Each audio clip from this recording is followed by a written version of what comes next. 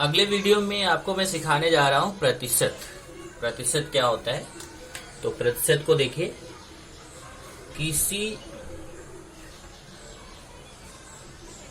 संख्या का प्रतिशत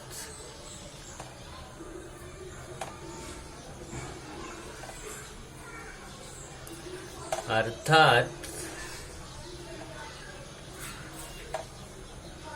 बटा में 100 होता है। जैसे x प्रतिशत है तो x बटा 100। वास्तव में प्रतिशत मैं आपको क्यों सिखा रहा हूं, क्योंकि ज्यादातर क्या होता है, जैसे डिस्काउंट वगैरह हम निकालते हैं, जैसे मार्केट में जाते हैं, सामान लेने जाते हैं, तो वहां पे क्या होता है, वहां पे हमें प्रतिशत ज्ञात करना होता है।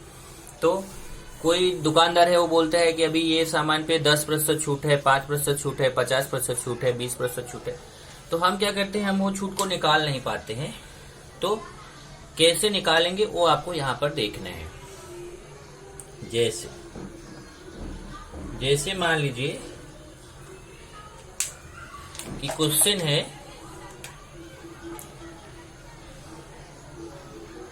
एक वस्तु की कीमत 500 रुपए है और ये पहला उदाहरण मैं आपको दे रहा हूं। एक वस्तु की कीमत कितना है, 500 रुपए है और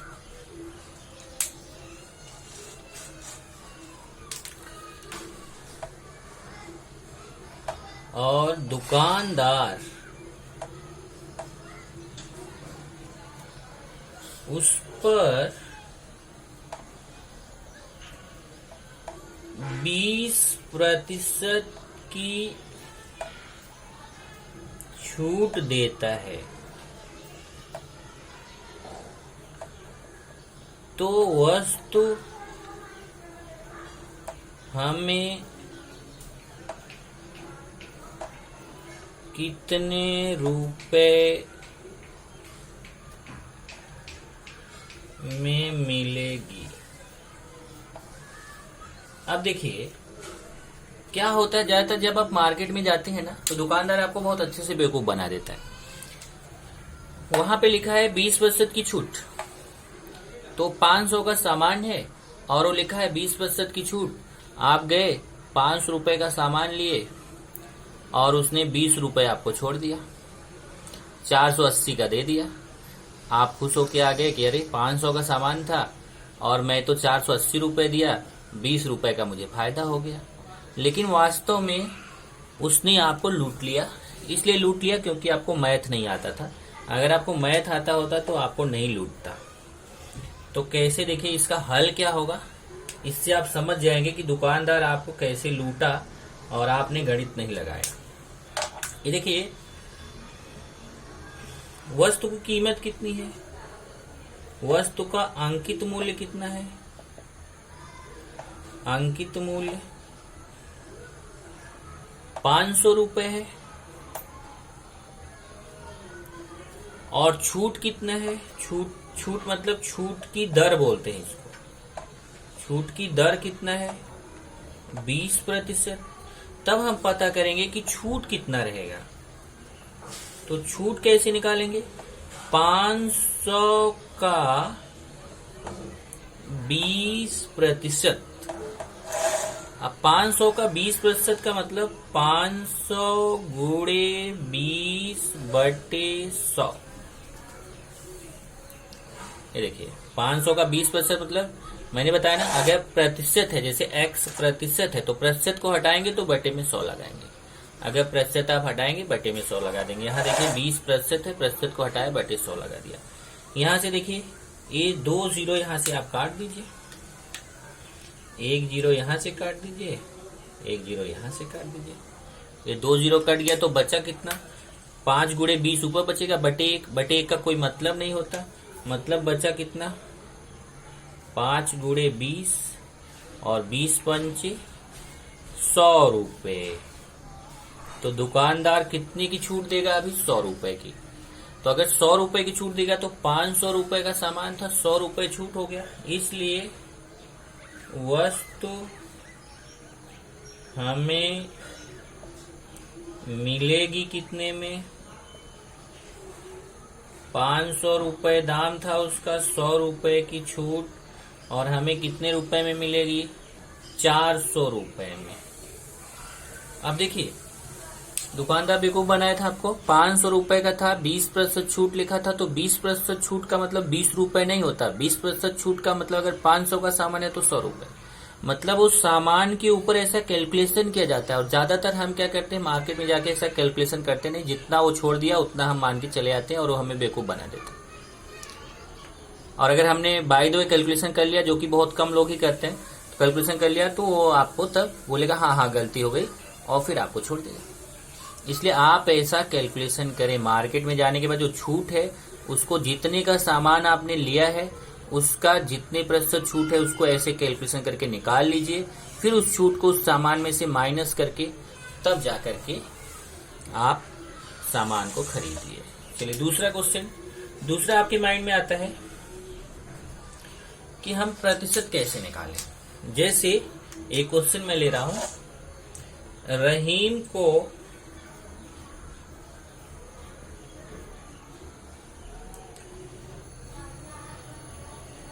अपने वार्षिक परीक्षा में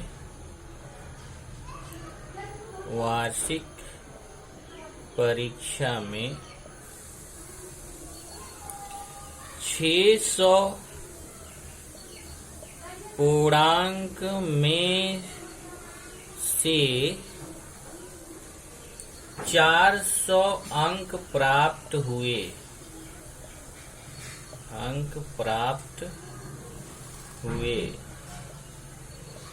तो उसे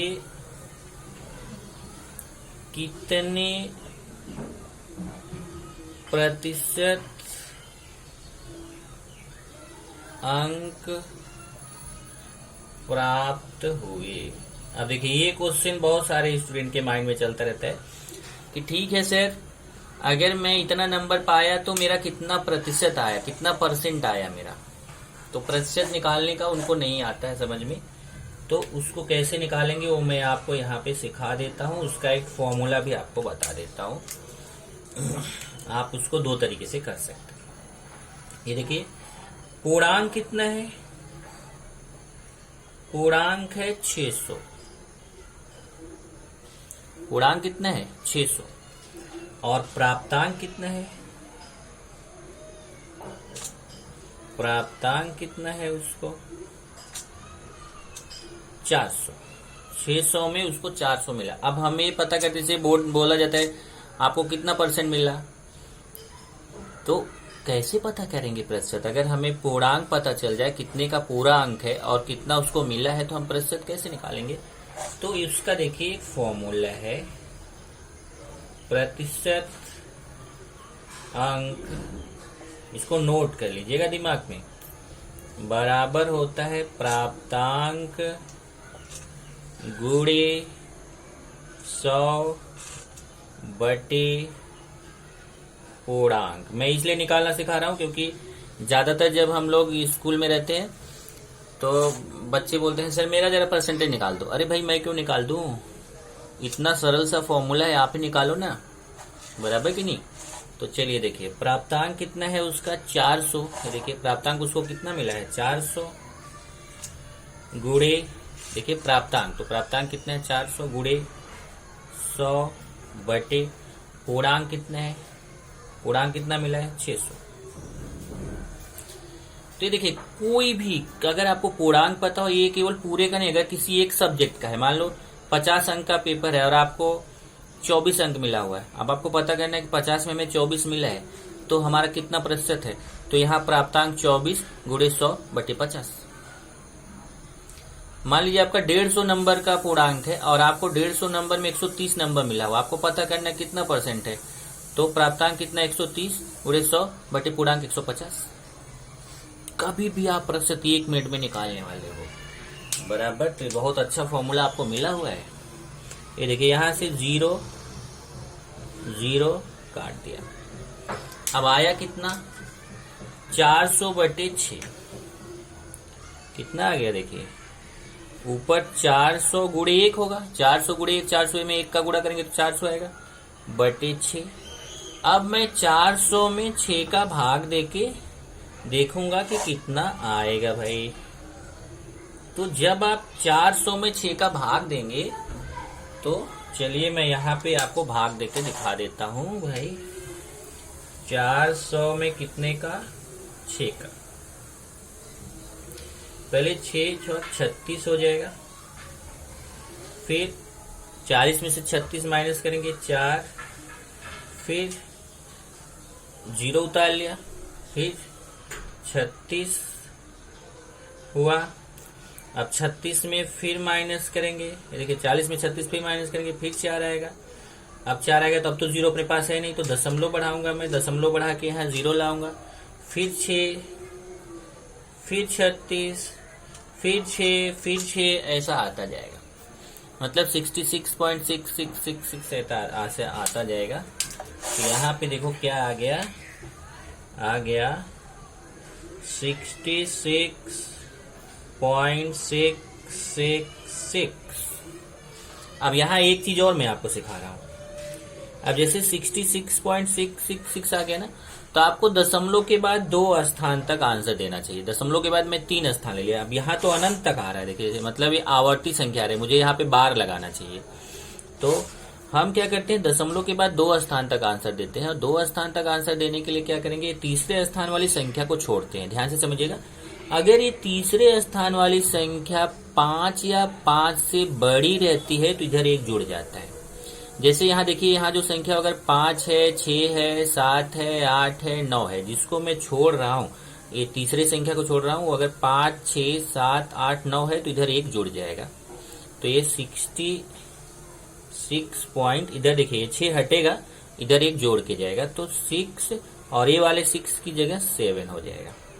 ध्यान से समझिएगा, अगर ये 2 अंक तक ही मुझे आंसर देना है, तीसरे अंक वाली संख्या को हमें छोड़ना है, तो तीसरे अंक वाली संख्या को अगर वहां पे 5, 6, 7, 8, 9 एक कोई संख्या रहेगी, 5 या 5 से बड़ी संख्या रहेगी, तो इधर 1 बढ़ जाएगा, 6 की जगह 7 हो जाएगा।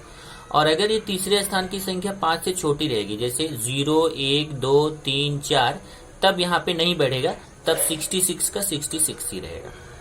ये इतना प्रतिशत अंक उसको मिल गया। इसका मतलब अगर 600 का पूर्णांक है, उसमें से उसको 400 नंबर मिले हैं, तो कितने प्रतिशत अंक उसको मिले हैं, 66.67% उसको अंक प्राप्त हुए हैं।